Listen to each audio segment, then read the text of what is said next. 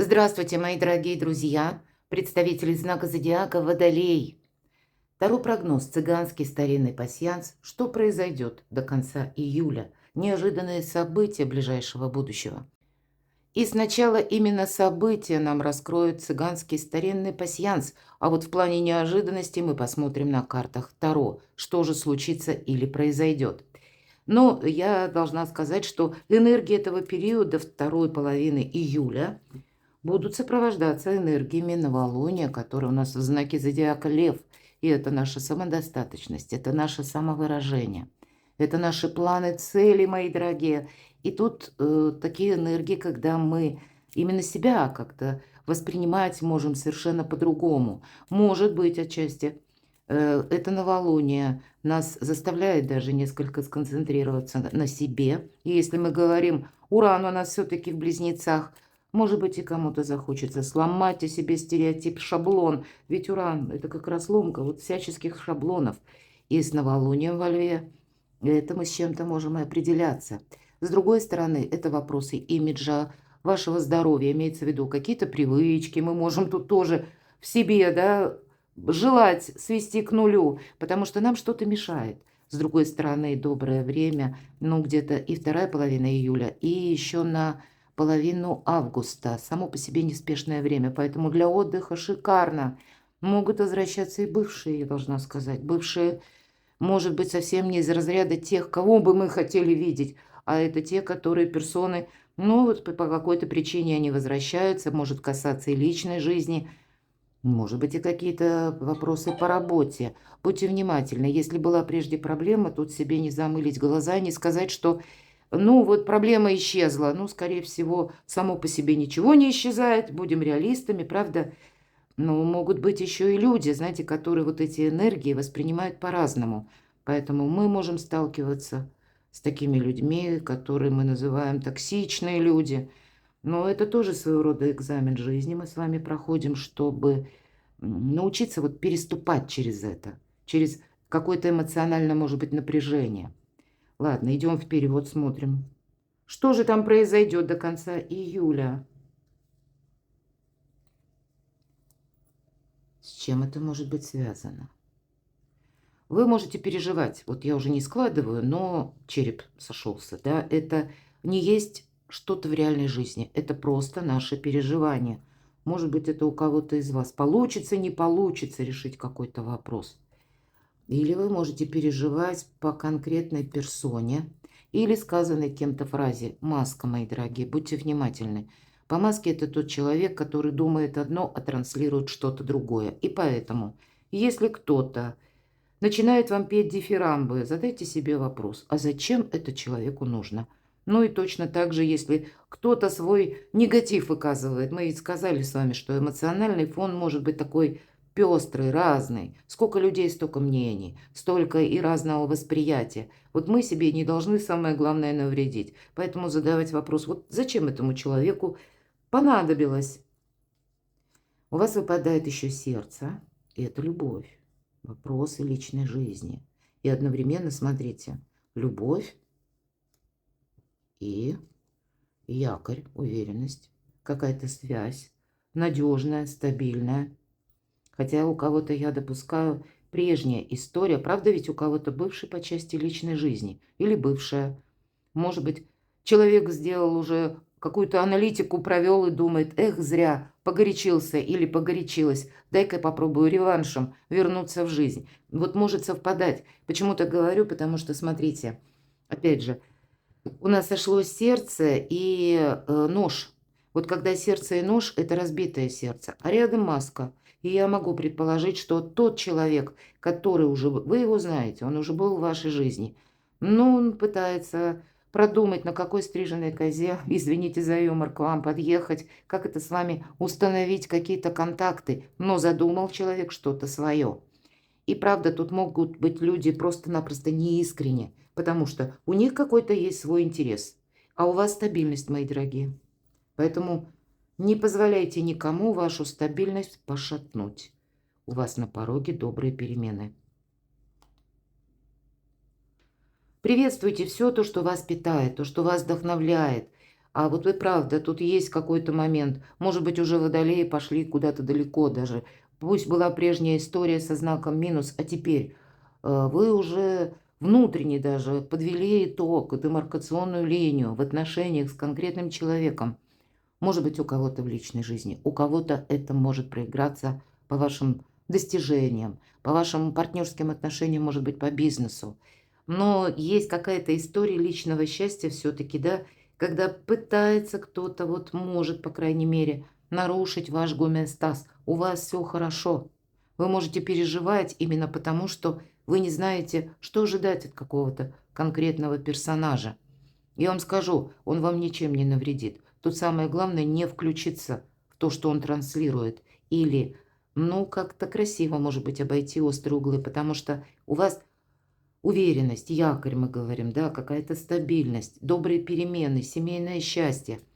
И вот эта подкова, это может быть не просто само по себе как взаимоотношения. Раньше вообще подкова, это как символ удачи был, да, но это могут быть и вопросы, связанные конкретно с жильем, там, где вы проживаете или собираетесь проживать. То есть стены, да, но могут быть и взаимодействия с родственниками, какие-то контакты. И, видимо, какой-то красивый узор все может в ближайшее время сложиться. Может быть, и не буквально до конца июля, потому что планетарные транзиты нам еще не дают какого-то рывка. Нет, но у вас уже вот эти добрые перемены, они как будто вошли, или вы в них вошли. Но есть, видимо, те задачи, которые нужно еще либо решить, либо с ними разобраться. И пока я с вами говорю, в нашем пасьянсе мы можем сложить те карты, которые по вертикали, по горизонтали в крайних рядах.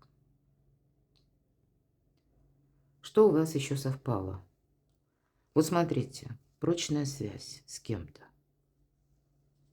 И вы, кстати, можете переживать, получится, не получится какое-то дело. Получится, мои дорогие, но, может быть, не в тех временных рамках, как вы это себе представляете. И вы, кстати, переживать можете именно по этому поводу.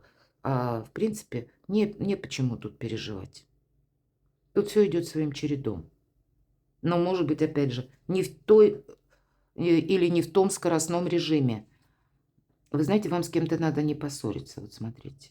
Вот эти два скрещенных меча, это не есть ссора. Но как будто и перевязаны, да, вот там возле того места, где острие. То есть не колется уже, нет. Но это чаще говорят, когда вот эти мечи выпадают, о контактах с каким-то человеком, с кем прежде не достигнуто было взаимопонимания. Ну и уже история эта закончилась, и ситуация завершилась, а осадочек остался. И пока с вами говорила, пересматриваю, что у вас еще совпало. Не вижу, мои дорогие водолеи. Давайте узнаем на колоде Таро, дополним неожиданные события ближайшего будущего. С чем это будет связано? И пусть это будут для вас, мои дорогие, приятные сюрпризы, приятные какие-то неожиданности. То, что со знаком плюс. Неожиданности. Ну, это вообще не конкретная карта. Наверное, вот то, что я говорила по значению череп, да, вот эти мечи скрещенные. Ситуация закончилась. Осадочек остался. Восьмерка мечей. Карта искаженного восприятия.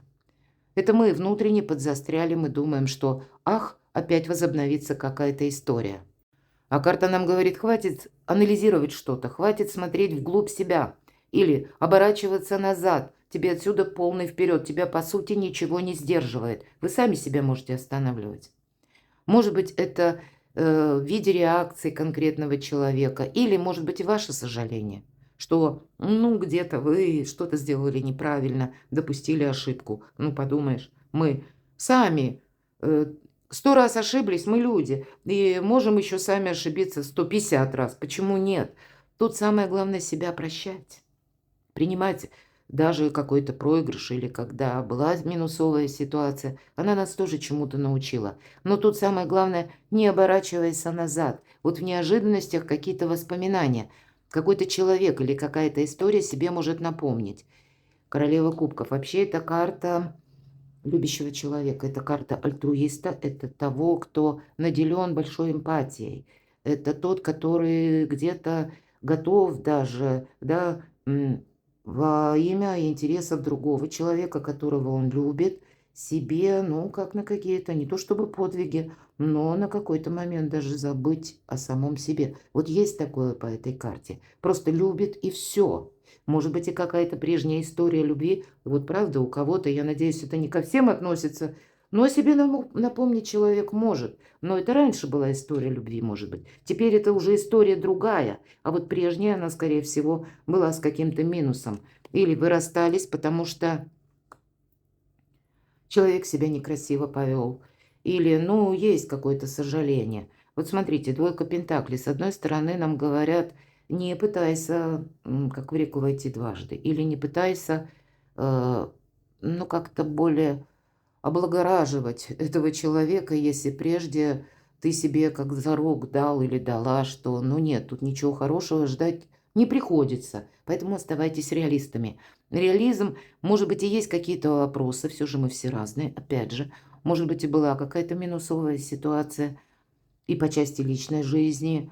Может быть, у кого-то и разводы были, почему нет, такое я тоже допускаю. Остались дети, нерешенные вопросы, и их нужно еще решить. Нравится или нет, взаимодействие какое-то должно быть продолжено. И тогда, с учетом карты королева кубков, мы благодаря нашей дипломатии, где-то эмпатии, мы можем найти общие интересы или какие-то диалоги, контакты провести. Вот именно контактная больше карта. Да, эта карта, кстати, манипулятора, по сути, жонглер. И нам говорят, пробуй, пока не надоест или не получится. Вот какое-то дело. Если вам нужно что-то решить, то вы найдете правильную, ну, как стезю или правильный фарватер, чтобы выстроить отношения, сгладить острые углы или договориться. А вообще нам карта говорит, будь легок на подъем, что-то будет меняться. По двойке пентаклей мы через новый опыт исследуем будущее, поэтому, может быть, и все три карты нам говорят, ты вот какая-то история закончилась, и тебе теперь нужно плавный переход совершить в будущее. И нам ведь тоже говорят, уже на пороге перемены. И если ты будешь будущее оценивать с каких-то прежних позиций, ничем хорошим это не закончится. Давайте мы еще одну карту достанем. Что же там за неожиданностями? Неожиданности. Ну, 13-й аркан нам говорит о том, что, ну, как энергии возрождения. То, что позволено, может быть, тому, что завершилось, уйти окончательно. Может быть, даже если человек и возникает в вашей жизни, скорее всего, все точки над «и» не были расставлены. Может быть, заключительный аккорд вам и предстоит поставить до конца июля. Или, мои дорогие, просто перестать думать о чем-то. Вот я больше вижу так.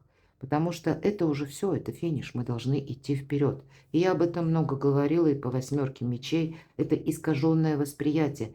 Я надеюсь, 13-й аркан все правильно понимают. Это ведь своего рода возрождение, восстановление, выздоровление. Это уже прежняя какая-то ситуация, она нас вообще не тревожит, не цепляет эмоционально. И дайте завершиться просто чему-то. Ну, может быть, даже если кто-то возвращается. Ну, тут никаких не должно быть эмоций. Может быть, и это вы, проведя какой-то важный разговор, окончательно отпустите либо ситуацию какую-то, либо конкретного человека. И вот идете в будущее. Я хочу еще достать одну карту. В целом, что это за неожиданности? Вот посмотрите, вам отсюда только вперед. Очень символично. Туда-сюда, да? Вот вы можете, благодаря какому-то дежавю или возврату конкретного человека или темы, задуматься вдруг. Или, может быть, проанализировать, не знаю зачем. Но восьмерка мечей вот именно анализ по прошлой ситуации. Но главное не подзастрять, потому что карта колесница, как вот 13-й аркан, если сказал, это уже финиш. Все, это точка. А по аркану колесницы это вот эти добрые перемены мы уже теперь обдумываем, куда, направо или налево. И, кстати, двойка пентаклей тоже где-то о том же. Поэтому отпускайте. Отпускайте бывших, отпускайте прошлое, мои дорогие. Какие-то последние аккорды, может быть, вы и должны сыграть, для себя прояснить. А может быть, и важные разговоры. Давайте мы 3 карты совет, как знаки судьбы. Ну, правда, тут сама судьба, карта Иерофант. Это нам по судьбе переворачивается буквально. Поэтому это как жизненный какой-то экзамен, может быть, у вас, который вы должны, ну, на 5 с плюсом, да, пройти. Или как там, по 10-бальной шкале на 10. То есть сдать, по сути дела, этот экзамен. И очень символично. У кого-то это может касаться рабочих моментов, потому что иногда по карте Иерофант, ведь это карта учителя, но и одновременно ученика. Это к вам могут обращаться, потому что вы обладаете возможностями, ресурсами, талантами, мои дорогие водолеи. Вы что-то умеете делать очень хорошо. И в данном случае вы можете выступать как учитель. Кому-то что-то объяснять, может быть, буквально. Как знаки судьбы, значит, не отталкивайте кого-то. Может, вам и придется, как нерадивому ученику, что-то в такой спокойной манере 150 раз повторить. Вот, кстати, я такое могу предположить. И очень сложно себя сдерживать, кстати, может быть. Но тогда Иерофант, он невозмутимый. Все ключи в его руках. И у вас-то все ключи в ваших руках. Не позволяйте какую-то вашу уверенность, ну, как поколебать. А может быть, по Иерофанту еще и другой момент. Мы говорим, ученик, это и вы идете в будущее, идете вот уже в какие-то совершенно другие свершения, в новое качество жизни. И это вам тоже по судьбе. Ладно, какой еще ситуация тут действительно может по судьбе? Вы должны по судьбе какой-то, вот пятерка кубков, это всегда какой-то минус. Мелкая карта, но это, как знаете, недостаток. Недостаток эмоций, приятного взаимопонимания, приятного времяпрепровождения. Но был какой-то явный проигрыш. И вот подвести баланс под этот проигрыш, видимо, вам придется. Но это не необходимый элемент, как по 13-му аркану, завершение какого-то процесса. Ладно, знак судьбы еще. Король жезлов. Может быть, это будет связано с конкретным человеком, который обладает такой харизматикой, может быть, даже притягивает к себе. Сложно отказаться от таких отношений. И человек возвращается или пытается с вами наладить контакты, а вы себе спрашиваете, зачем ему это нужно и главное, а мне это зачем? Может быть, это и какая-то история по работе, которая тоже была. И не важно, что у нас король. Это может быть и женщина в таких энергиях. Вообще это у нас проходят лидеры, да, харизматичные или руководители. Но это руководители, они за нас ничего делать не будут. И, кстати, если касается конкретного человека, он тоже ничего делать не будет. Призывать к чему-то, да, пожалуйста. Или давать советы, рекомендации, приказы отдавать. Вот это тоже, пожалуйста. Но все остальное делать придется самому. Или если мы говорим о том, что мы должны сделать какой-то вывод, тогда тоже выводы делаете вы сами. Не ждите, что там просветление найдет какое-то на человека, скорее всего. Все как было, так и есть. Ничего не меняется. Как в поговорке, наверное, мои дорогие, вот все карты вам об этом. Если ты не вожак, то и пейзаж не меняется. Вот будьте вожаками. Единственное, что хочется сказать. Давайте достанем еще одну карту совет. Вот такой главный совет. Ну, позвольте, тому, что разрушено, просто закончится. Это ведь карта трансформации. Поэтому нас могут накрывать эмоции. Иногда эти эмоции, мы бы готовы их отпустить уже, сказать, что да, уже все закончилось. А вот нет, что-то как воспоминание. То есть это не происходит, этот процесс быстро. И мы себе не можем приказать. Вот не думай. Нет, вот только прикажем, будем думать наоборот чаще. Поэтому у каждого свой срок, когда прошлое от нас уходит. Просто примите, что рационализм вам сейчас помогает, интеллект ваш вам помогает. Знаете, разделить зерна от плевел, расставить все по местам, уже рассматривать какие-то новые перспективы, себя переключать на другие мысли, на что-то новое. Это тоже будет все помогать. Не зацикливаться вот в этой восьмерке мечей. Даже если вокруг люди такие вдруг появляются, или кто-то вам тут эмоции свои набрасывает, да, которые вам, они не нужны, но почему-то приходится пережить. Нет, мы просто действительно учимся, как, знаете, преодолеть какой-то барьер, вот как по этой башне, чтобы идти вперед. Вот такая трансформация. И у вас ведь, посмотрите, 4 старших аркана. Вот какая-то такая история может быть. А при всем у вас уверенность. Но, видимо, эмоциональный фон, он такой немножко нестабильный. Вооружитесь знаниями на будущее или то, что вы хотите вот именно совершить, какого качества жизни для себя хотите. Будьте оптимистами, потому что добрые перемены уже на пороге. Перекладывайте на себя, мои дорогие, любимые водолеи. Я благодарю вас за то, что вы смотрите мои видео, за то, что вы пишете волшебные искренние комментарии. Оставайтесь со мной и будьте счастливы, будьте любимы всегда.